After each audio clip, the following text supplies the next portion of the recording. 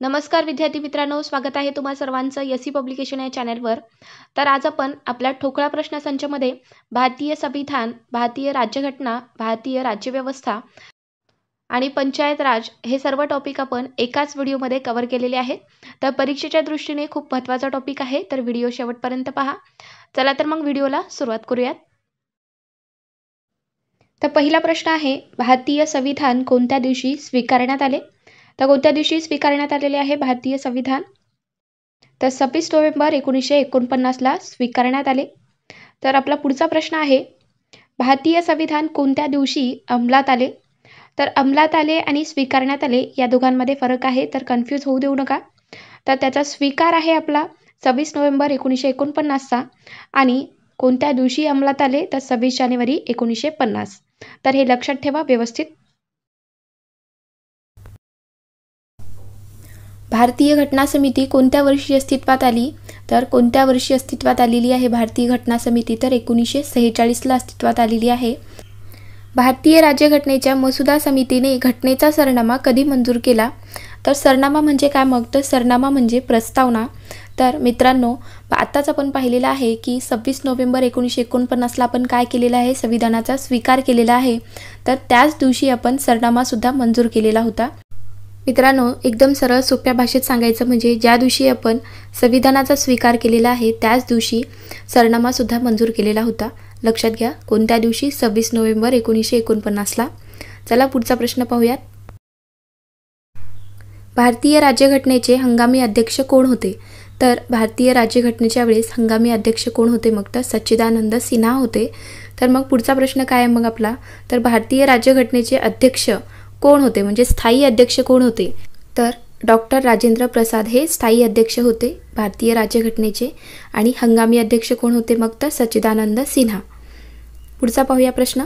मित्रांनो, तुम्ही अजून चॅनलला सबस्क्राईब करून घेतलं नसेल तर सबस्क्राईब करून घ्या आणि व्हिडिओला लाईक करा, जेणेकरून तुम्हाला मी जेव्हा पण व्हिडिओ टाकेल तेव्हा तुम्हाला नोटिफिकेशन मिळतील. तर चॅनलला सबस्क्राईब करून घ्या.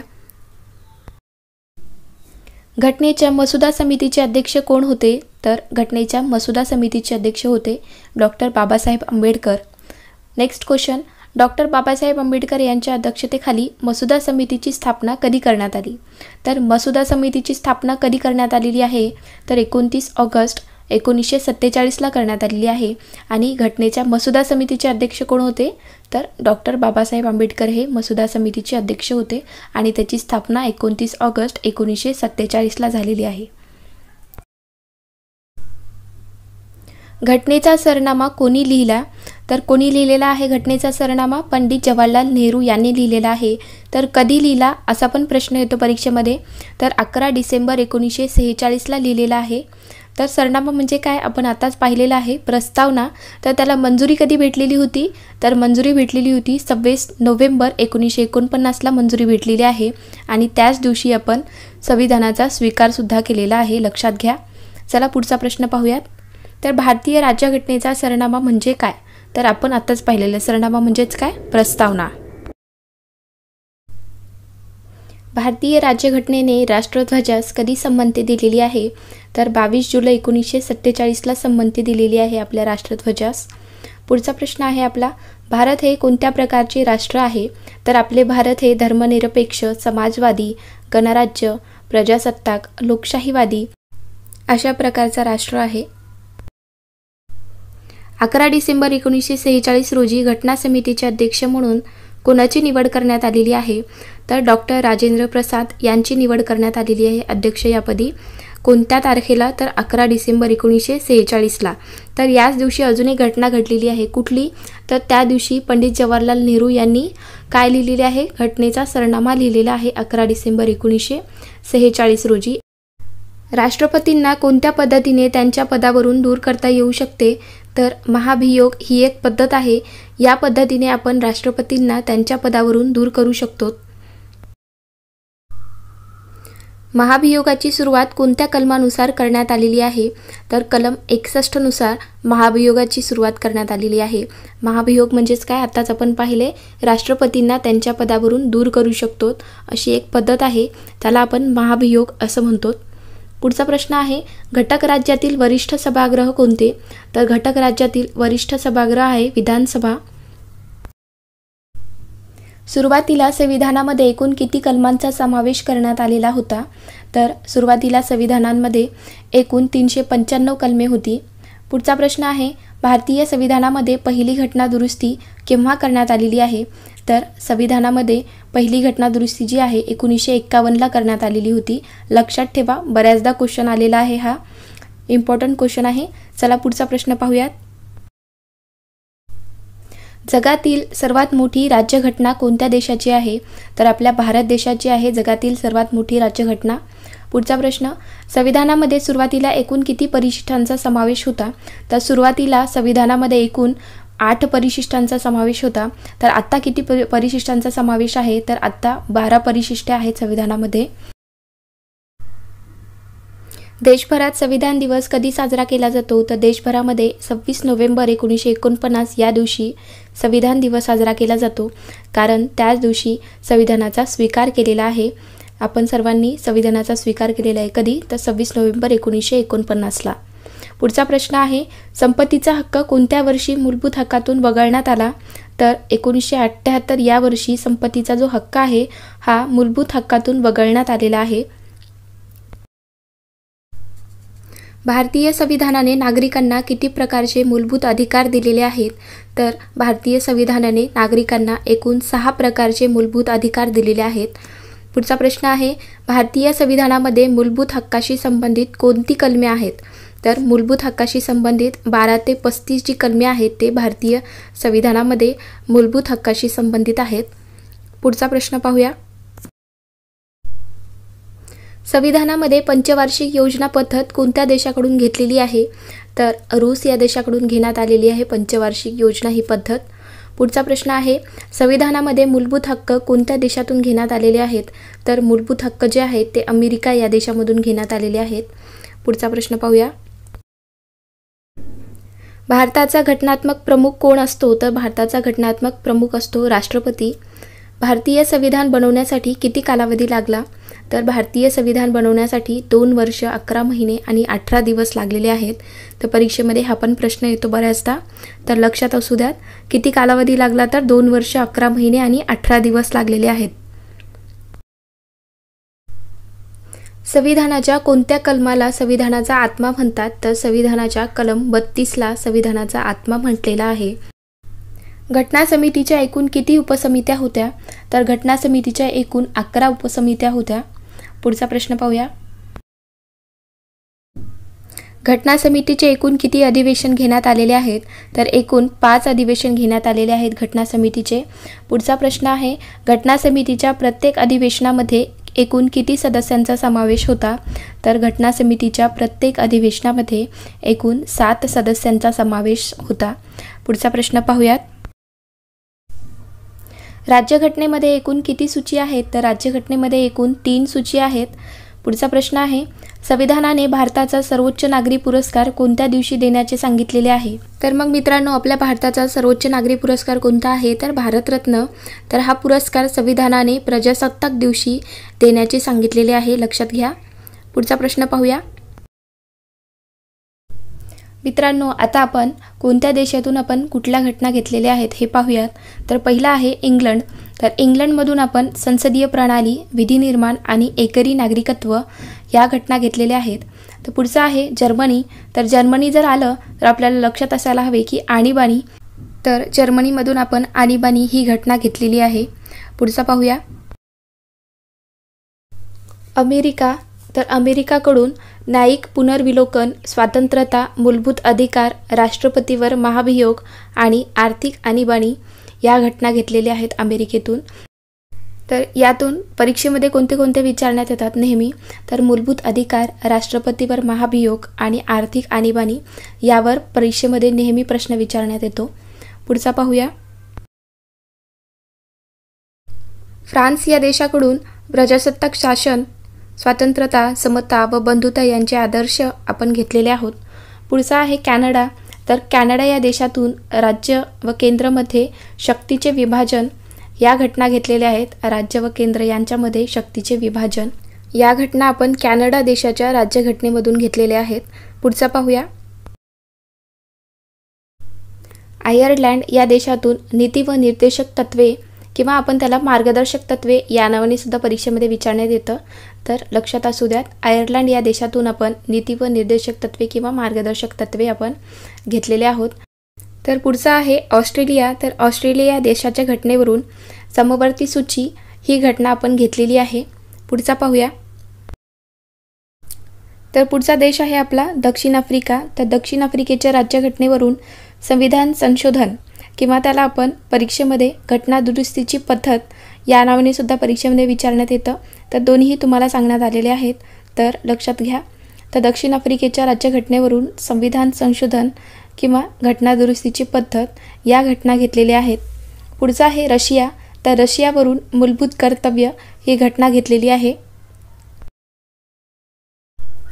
मित्रांनो, तर आता आपण आत्ताच्या याच्यावरील प्रश्न पाहूयात काही की कशा प्रकारचे प्रश्न परीक्षेमध्ये विचारण्यात येतात। तर भारतीय संविधानात मार्गदर्शक तत्वे कोणत्या देशाकडून घेण्यात आलेली आहेत? तर मार्गदर्शक तत्वे कोणत्या देशातून घेण्यात आलेले आहेत? तर आयर्लंडकडून घेण्यात आलेले आहेत। पुढचा प्रश्न आहे संविधानाच्या वेळेस ऑस्ट्रेलियाकडून काय घेण्यात आले? तर संविधानाच्या वेळेस ऑस्ट्रेलिया देशाच्या राज्यघटनेवरून समवर्ती सूची ही घटना घेण्यात आलेली आहे। पुढचा प्रश्न आहे आपला राष्ट्रपतीवर महाभियोग हे कोणत्या देशातून घेण्यात आलेले आहे?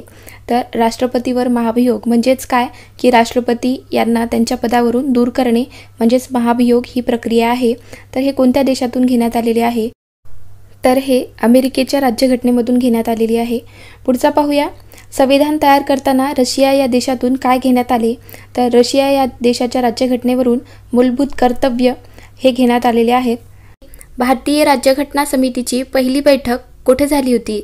तर भारतीय राज्यघटनेची पहिली बैठक ही दिल्लीला झालेली आहे। नेक्स्ट क्वेश्चन, शेती हा विषय कोणत्या सूचीत देण्यात आलेला आहे? तर शेती हा विषय राज्यसूचीमध्ये देण्यात आलेला आहे। मित्रांनो, तुम्ही सुद्धा व्हिडिओसोबत आन्सर देण्याचा प्रयत्न करा जेणेकरून तुमच्यासुद्धा लक्षात येईल की तुमचा अभ्यास किती झालेला आहे। चला नेक्स्ट क्वेश्चन पाहूयात। भारतीय राज्यघटना कधी अंमलात आली? तर भारतीय राज्यघटना जी आहे ती 26 जानेवारी 1950ला अंमलात आलेली आहे। भारतीय राज्यघटनेत संघराज्य पद्धत कोणत्या देशाकडून स्वीकारली आहे? तर भारतीय राज्यघटनेमध्ये संघराज्य पद्धत हे अमेरिका या देशाकडून स्वीकारलेली आहे। मूळ भारतीय घटनेत किती मूलभूत अधिकार होते? तर मूळ भारतीय घटनेमध्ये 7 मूलभूत अधिकार होते। नेक्स्ट क्वेश्चन, भारतीय संविधान हे कशा प्रकारचे आहे? तर भारतीय संविधान हे अंशतः संघात्मक व अंशतः एकात्मक प्रकारचे आहे। भारतीय राज्यघटनेत मूलभूत अधिकारांशी संबंधित कोणती कलमे आहेत?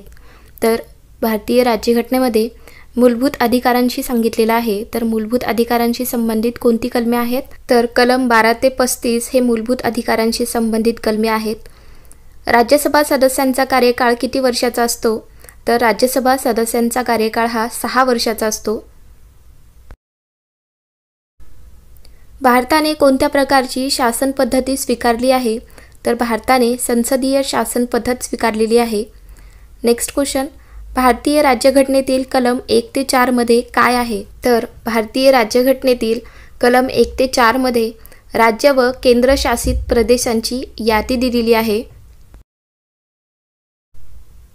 संसदेच्या दोन्ही सभागृहांचे निर्वाचित सदस्य कोणाची निवड करतात? तर संसदेच्या दोन्ही सभागृहांचे निर्वाचित सदस्य हे उपराष्ट्रपती यांची निवड करतात। 42वी घटना दुरुस्ती कोणत्या वर्षी अंमलात आली? तर 42वी घटना दुरुस्ती ही 1976ला अंमलात आलेली आहे। भारतात घटनात्मकरित्या किती भाषांना मान्यता मिळाली आहे? तर भारतामध्ये 22 भाषांना मान्यता मिळालेली आहे। नेक्स्ट, भारतीय घटना समितीचे स्थायी अध्यक्ष कोण आहेत? तर भारतीय घटना समितीचे स्थायी विचारलेले आहे, लक्षात घ्या। स्थायी अध्यक्ष कोण आहेत? तर डॉक्टर राजेंद्र प्रसाद आहेत। आणि हंगामी अध्यक्ष कोण होते मित्रांनो, माहिती आहे का तुम्हाला? तर हंगामी अध्यक्ष होते सच्चिदानंद सिन्हा। भारतीय राज्यघटना तयार करण्यास किती कालावधी लागला? तर भारतीय राज्यघटना तयार करण्यासाठी 2 वर्ष 11 महिने आणि 18 दिवस लागलेले आहेत। भारतीय राज्यघटना ही जगातील सर्वात मोठी घटना आहे, तर कुठल्या प्रकारची आहे? तर लिखित आहे. भारतीय राज्यघटना ही जगातील सर्वात मोठी राज्यघटना आहे, तर कुठल्या प्रकारची? तर लिखित राज्यघटना आहे. मित्रांनो, तुम्ही तलाठी परीक्षेची तयारी करत असाल तर तुमच्यासाठी प्रश्नसंच सुरू केलेला आहे, तर तुम्ही ते व्हिडिओ पाहिले नसतील तर पाहून घ्या. भारतीय संसदीय शासन पद्धत कोणत्या देशाकडून स्वीकारलेली आहे? तर संसदीय शासन पद्धत हे इंग्लंड या देशाकडून स्वीकारलेली आहे. नेक्स्ट क्वेश्चन, राज्याचा प्रथम नागरिक कोण असतो? तर राज्याचा विचारलेला आहे इथे प्रश्नात. तर काय, राज्याचा प्रथम नागरिक कोण असतो? तर राज्यपाल असतो. आणि आपल्या देशाचा प्रथम नागरिक कोण असतो मित्रांनो? तर देशाचा प्रथम नागरिक असतो राष्ट्रपती. राष्ट्रपती विरोधात महाभियोग कोण चालवू शकते? तर राष्ट्रपती विरोधामध्ये महाभियोग हे संसद चालवू शकतो. तर महाभियोग म्हणजेच काय? तर महाभियोग म्हणजे राष्ट्रपतींना त्यांच्या पदावरून दूर करणे, म्हणजेच महाभियोग ही पद्धत आहे. भारतीय राज्यघटनेत आतापर्यंत किती वेळा राष्ट्रीय आणीबाणी लागू करण्यात आलेली आहे? तर भारतीय राज्यघटनेमध्ये आतापर्यंत 3 वेळा राष्ट्रीय आणीबाणी लागू करण्यात आलेली आहे. संसदेच्या 2 अधिवेशनामधील कालावधी जास्तीत जास्त किती असावा लागतो? तर संसदेच्या 2 अधिवेशनामधील कालावधी हा जास्तीत जास्त 6 महिने असावा लागतो. नेक्स्ट क्वेश्चन, राष्ट्रपती कोणत्या कलमानुसार संपूर्ण देशात आणीबाणी लावू शकतात? तर राष्ट्रपती कलम 352 नुसार संपूर्ण देशामध्ये आणीबाणी लागू करू शकतात. राज्य मंत्रिमंडळ संयुक्तपणे कोणाला जबाबदार असते? तर राज्य मंत्रिमंडळ हे संयुक्तपणे विधानसभेला जबाबदार असते. दुहेरी शासन व्यवस्था असलेल्या पद्धतीला काय म्हणतात? तर दुहेरी शासन व्यवस्था म्हणजेच संघराज्य पद्धत आहे. भारतीय राज्यघटनेत सुरुवातीला किती कलमे होती? तर भारतीय राज्यघटनेमध्ये सुरुवातीला 395 कलमे होती. नेक्स्ट क्वेश्चन, देशातील कायद्याची निर्मिती करणारी सर्वोच्च संस्था कोणती आहे? तर देशातील कायद्याची निर्मिती करणारी संस्था म्हणजेच संसद आहे. भारतीय राज्यघटना कधी स्वीकारण्यात आलेली आहे? तर भारतीय राज्यघटनेचा स्वीकार हा 26 नोव्हेंबर 1949ला झालेला आहे. मित्रांनो, भारतीय राज्यघटनेचा स्वीकार हा 26 नोव्हेंबर 1949चा आहे. तर मग कधी अंमलात आलेली आहे भारतीय राज्यघटना? तर 26 जानेवारी 1950ला अंमलात आलेली आहे भारतीय राज्यघटना ही. अंमलात येणे म्हणजेच काय? तेव्हापासून लागू झालेली आहे भारतीय राज्यघटना ही. नेक्स्ट क्वेश्चन, भारतीय राज्यघटनेत आणीबाणीचा अधिकार कोणत्या देशाकडून घेण्यात आलेला आहे? तर भारतीय राज्यघटनेमध्ये आणीबाणीचा अधिकार हा जर्मनी देशाकडून घेण्यात आलेला आहे. कोणत्या घटना दुरुस्तीनुसार मतदारांचे वय 21 वरून 18 वर्ष करण्यात आलेले आहे? तर 61व्या घटना दुरुस्तीनुसार मतदारांचे वय हे 21 वरून 18 वर्ष करण्यात आलेले आहे. कोणत्या घटना दुरुस्तीनुसार? 61व्या घटना दुरुस्तीनुसार मतदारांचे वय हे 21 वरून 18 वर्ष करण्यात आले. नेक्स्ट, भारतीय राज्यघटनेत आदिवासींचा उल्लेख कोणत्या जमातीमध्ये करण्यात आलेला आहे? तर भारतीय राज्यघटनेमध्ये आदिवासींचा उल्लेख हा अनुसूचित जमातीमध्ये करण्यात आलेला आहे. 44व्या घटना दुरुस्तीनुसार कोणता मूलभूत अधिकार रद्द करण्यात आलेला आहे? तर 44व्या घटना दुरुस्तीनुसार मूलभूत अधिकारामधून संपत्तीचा अधिकार काढण्यात आलेला आहे. तर परीक्षेमध्ये संपत्तीचा अधिकाराऐवजी मालमत्तेचा अधिकार असाही देतात ऑप्शनमध्ये. तर मालमत्ता म्हणजेच संपत्ती असते, तर कन्फ्यूज होऊ नका नेमकं काय आहे म्हणून. तर संपत्ती म्हणजेच मालमत्ता. तर 44व्या घटना दुरुस्तीनुसार मूलभूत अधिकारामधून संपत्तीचा अधिकार काढण्यात आलेला आहे. राज्यसभेत राष्ट्रपती किती सदस्यांची निवड करतात? तर राज्यसभेमध्ये राष्ट्रपती हे 12 सदस्यांची निवड करतात. 42व्या घटना दुरुस्तीत कोणते शब्द उद्देशपत्रिकेत जोडले गेलेले आहेत? तर समाजवादी, धर्मनिरपेक्ष आणि अखंडता हे शब्द उद्देशपत्रिकेत जोडले गेलेले आहेत. नेक्स्ट क्वेश्चन आहे, राज्यसूचीमध्ये किती विषयांचा समावेश आहे? तर राज्यसूचीमध्ये 66 विषयांचा समावेश आहे. समवर्ती सूचीमध्ये किती विषयांचा समावेश आहे? तर समवर्ती सूचीमध्ये 47 विषयांचा समावेश आहे. आताच आपण काय पाहिलेलं आहे? राज्यसूची. तर राज्यसूचीमध्ये किती विषयांचा समावेश आहे? तर 66 विषयांचा समावेश आहे. नेक्स्ट क्वेश्चन, समवर्ती सूचीत विषय व कायदा कोण बनवू शकतो? तर समवर्ती सूचीमध्ये विषय व कायदा केंद्र व राज्य सरकार बनवू शकतो. घटनेच्या कोणत्या कलमानुसार अस्पृश्यता पाळणे हा गुन्हा आहे? तर घटनेच्या कलम 17 नुसार अस्पृश्यता पाळणे हा गुन्हा आहे. नेक्स्ट, राज्यसभा सभापती यांचा कार्यकाळ किती वर्षाचा असतो? तर राज्यसभा सभापती यांचा कार्यकाळ 5 वर्षाचा असतो. भारतीय संसदेतील सर्वात मोठी समिती कोणती आहे? तर भारतीय संसदेमध्ये अंदाज समिती जी आहे ती सर्वात मोठी समिती आहे. स्वातंत्र्याच्या हक्काचा समावेश भारतीय राज्यघटनेच्या कोणत्या कलमात करण्यात आलेला आहे? तर स्वातंत्र्याचा हक्क हा कलम 19 ते 22 या कलमांमध्ये करण्यात आलेला आहे. भारतीय राज्यघटनेच्या मसुदा समितीने घटनेचा सरनामा कधी मंजूर केला? तर भारतीय राज्यघटनेने मसुदा समितीच्या घटनेचा सरनामा हा 26 नोव्हेंबर 1949ला मंजूर केलेला आहे. मसुदा समितीची स्थापना कधी करण्यात आली? तर मसुदा समितीची स्थापना ही 29 ऑगस्ट 1947ला झालेली आहे. भारतीय राज्यघटनेने राष्ट्रध्वजास कधी संमती दिलेली आहे? तर 22 जुलै 1947ला भारतीय राज्यघटनेने राष्ट्रध्वजास संमती दिलेली आहे. घटनेचा सरनामा कोणी लिहिला? तर घटनेचा सरनामा पंडित जवाहरलाल नेहरू यांनी लिहिलेला आहे. तर सरनामा म्हणजेच काय? तर सरनामा म्हणजे प्रस्तावना. मूलभूत हक्काच्या यादीतून वगळण्यात आलेल्या मालमत्तेच्या हक्काशी कोणते कलम संबंधित होते? तर मूलभूत हक्कामधून संपत्तीचा हक्क काढण्यात आलेला आहे. तर कोणत्या कलमामधून होता? तर कलम 31 मधून काढण्यात आलेला आहे. नेक्स्ट, 22 भारतीय भाषांचा समावेश घटनेच्या कितव्या परिशिष्टात करण्यात आलेला आहे? तर 22 भारतीय भाषांचा समावेश हा 8व्या परिशिष्टामध्ये करण्यात आलेला आहे. भारतीय घटना समिती जुलै 1946 मध्ये कोणत्या समितीच्या शिफारसीनुसार अंमलात आलेली आहे? तर त्रिमंत्री योजना यांच्या शिफारसीनुसार भारतीय राज्यघटना ही अंमलामध्ये आलेली आहे. नेक्स्ट, लोकलेखा समितीच्या 22 सदस्यांपैकी लोकसभेचे सदस्य किती असतात? तर लोकलेखा समितीच्या 22 सदस्यांपैकी लोकसभेचे सदस्य असतात 15. राष्ट्रपतींना पदावरून दूर करण्यासाठी महाभियोगाची तरतूद कोणत्या कलमामध्ये आहे? तर राष्ट्रपतींना त्यांच्या पदावरून दूर करण्याची पद्धत म्हणजेच महाभियोग, तर ही तरतूद कलम 61 मध्ये दिलेली आहे. डिसेंबर 2003 मध्ये कोणत्या घटना दुरुस्तीनुसार बोडो, संथाली, मैथिली व लडाखी या 4 भाषांचा समावेश 8व्या परिशिष्टात करण्यात आलेला आहे? मित्रांनो, आताच आपण पाहिलेला आहे की 22 भाषांचा समावेश हा कोणत्या परिशिष्टात करण्यात आलेला आहे? तर 8व्या परिशिष्टामध्ये करण्यात आलेला आहे. तर कोणती घटना दुरुस्ती आहे की ज्यानुसार या भाषांचा समावेश झालेला आहे? तर 92वी घटना दुरुस्ती आहे.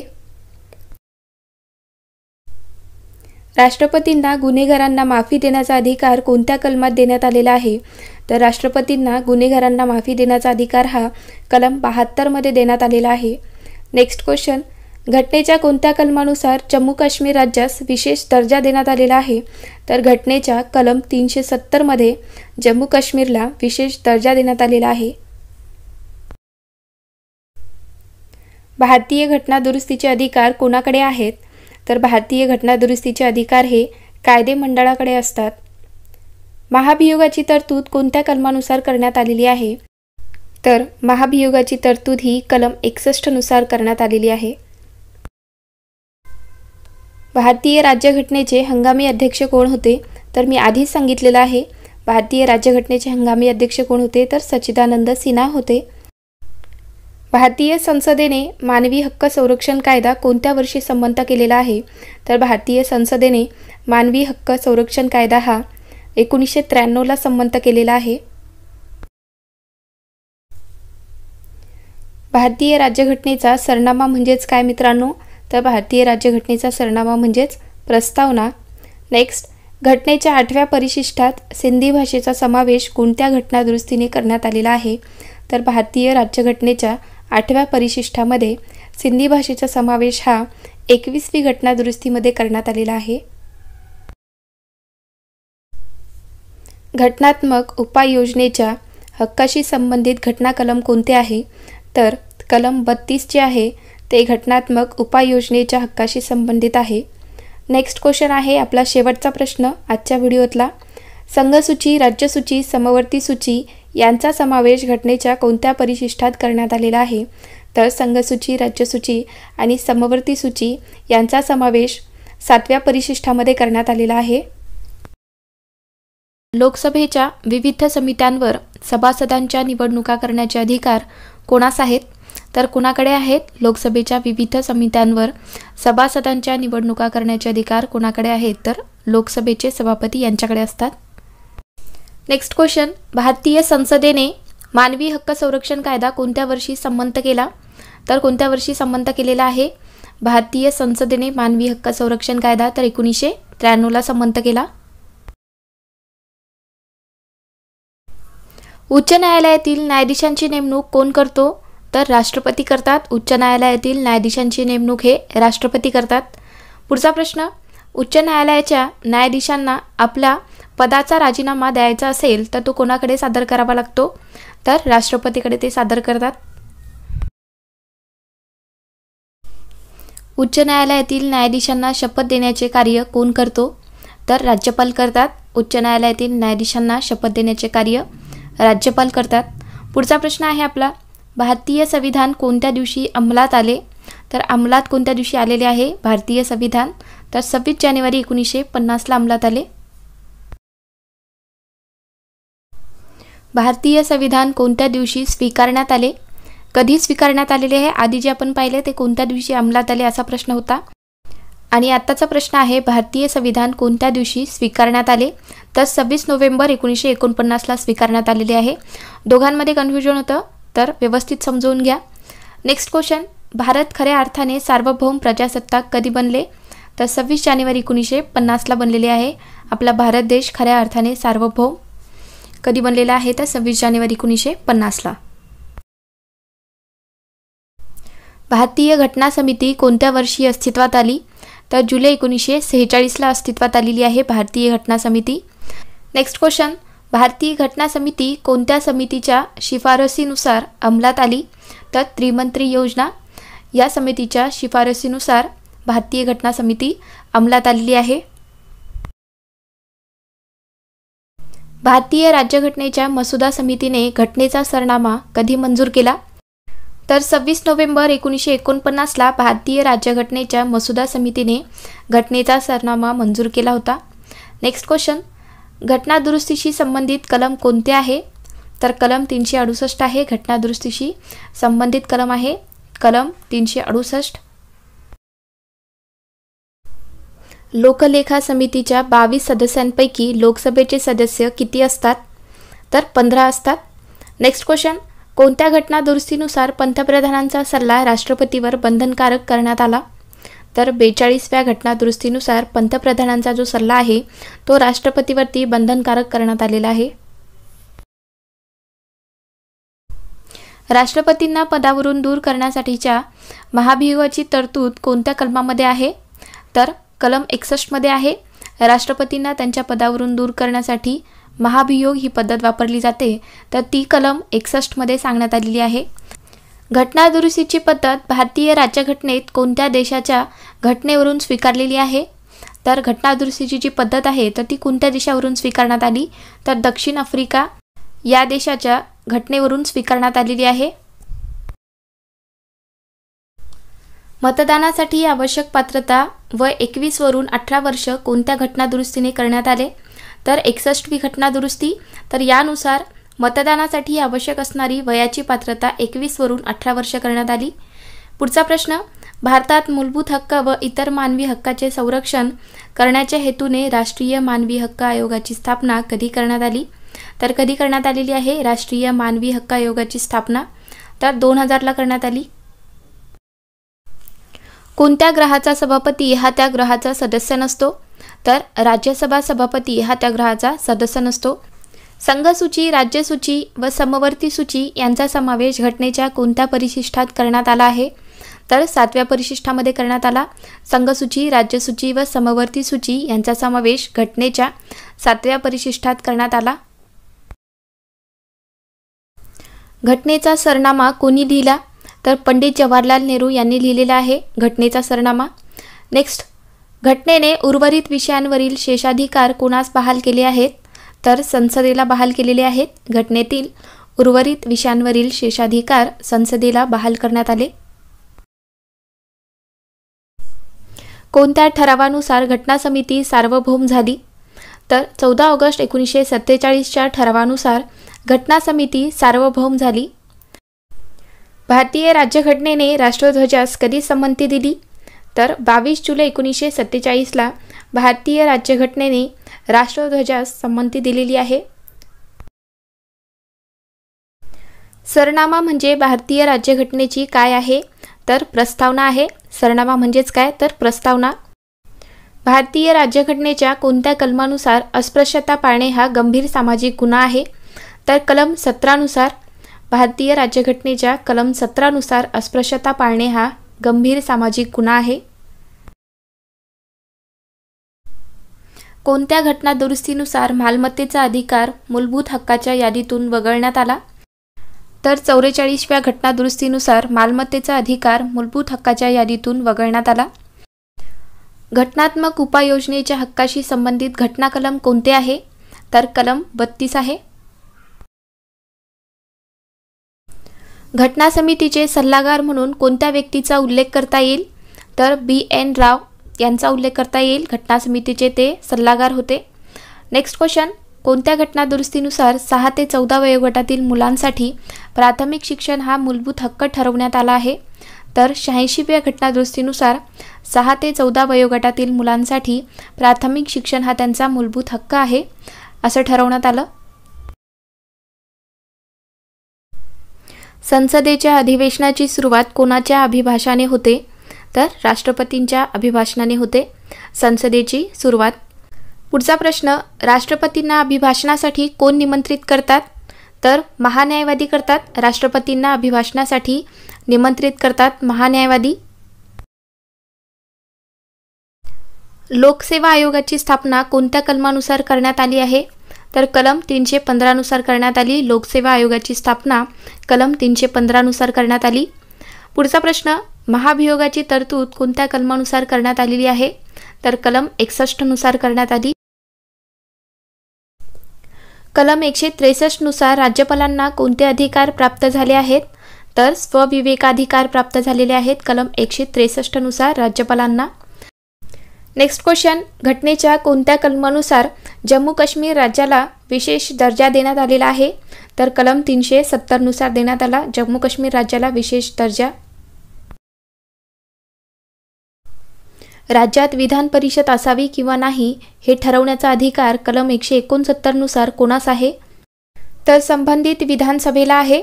आपल्या राज्यामध्ये विधान परिषद असावी किंवा नाही हे ठरवण्याचा अधिकार संबंधित विधानसभेला असतो आणि तो कलम 169 नुसार आहे. पुढचा प्रश्न, कोणत्या घटना दुरुस्तीचे वर्णन मिनी घटना दुरुस्ती म्हणून केले जाते? तर 42वी जी घटना दुरुस्ती आहे त्याचे वर्णन मिनी घटना दुरुस्ती म्हणून केले जाते.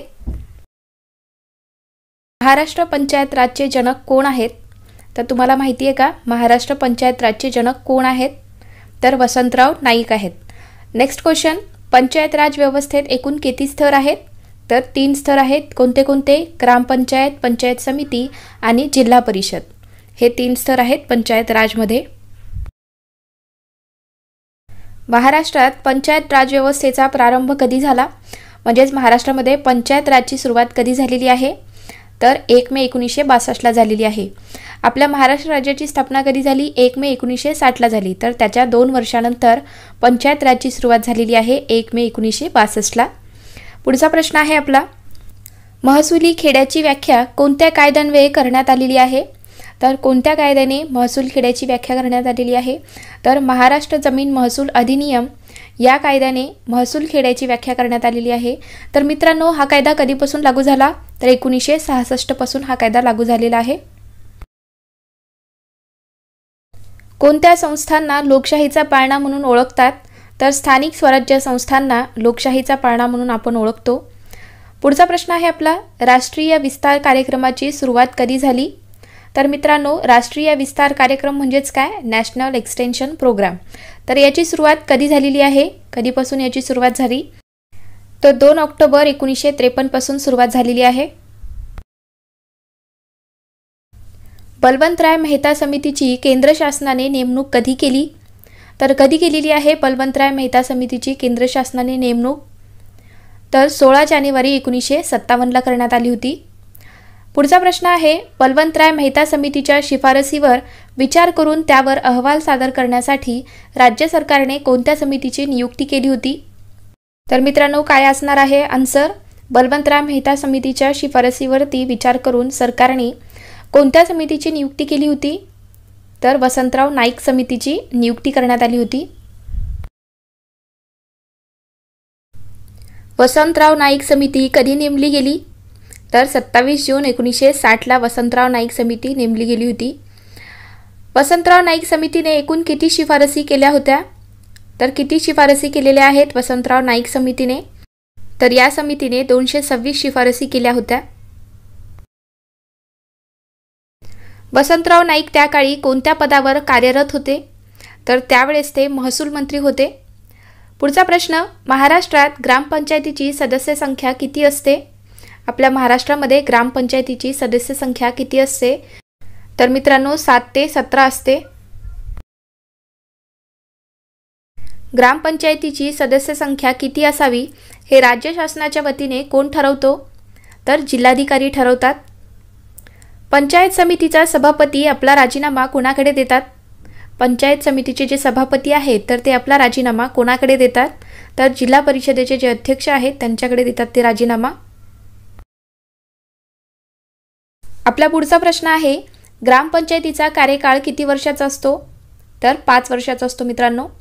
नेक्स्ट क्वेश्चन, सरपंच आपला राजीनामा कोणाकडे देतात, तर पंचायत समितीचे जे सभापती आहेत त्यांच्याकडे देतात। लक्षात ठेवा मित्रांनो, सगळेच प्रश्न महत्त्वाचे आहेत। तर सरपंच आपला राजीनामा कोणाकडे देतात, तर पंचायत समितीचे जे सभापती आहेत त्यांच्याकडे देतात मित्रांनो। ग्रामसेवक कोणाचा नोकर असतो, तर जिल्हा परिषदेचा नोकर असतो ग्रामसेवक। ग्रामसेवकाचे वेतन कशातून दिले जाते, तर ग्रामसेवकाचे वेतन हे जिल्हा परिषदेच्या जिल्हा निधीतून दिले जाते। ग्रामीण भागात बालविवाह प्रतिबंधक अधिकारी म्हणून कोण कार्य पाहतो, ग्रामीण भागामध्ये बालविवाह प्रतिबंधक अधिकारी म्हणून कोण कार्य पाहतात, तर ग्रामसेवक कार्य पाहतात मित्रांनो। पुढचा प्रश्न आहे आपला, ग्रामसेवक प्रशिक्षण केंद्र कुठे आहे, आपल्या महाराष्ट्रामध्ये ग्रामसेवक प्रशिक्षण केंद्र कुठे आहे, तर सिंदेवाहीला आहे चंद्रपूर जिल्ह्यात आणि मांजरीला आहे पुणे जिल्ह्यामध्ये। तर या 2 ठिकाणी आपल्या महाराष्ट्रामध्ये ग्रामसेवक व ग्रामसेविका प्रशिक्षण केंद्र आहे। गटविकास अधिकारी कोणत्या खात्याचा अधिकारी आहे, तर ग्रामविकास खात्याचा अधिकारी आहे मित्रांनो। गटविकास अधिकारी हे ग्रामविकास खात्याचे अधिकारी असतात। पुढचा प्रश्न, जिल्हा नियोजन मंडळाचे अध्यक्ष कोण असतात, तर जिल्ह्याचे पालकमंत्री असतात। जिल्हा नियोजन मंडळाचे अध्यक्ष असतात जिल्ह्याचे पालकमंत्री।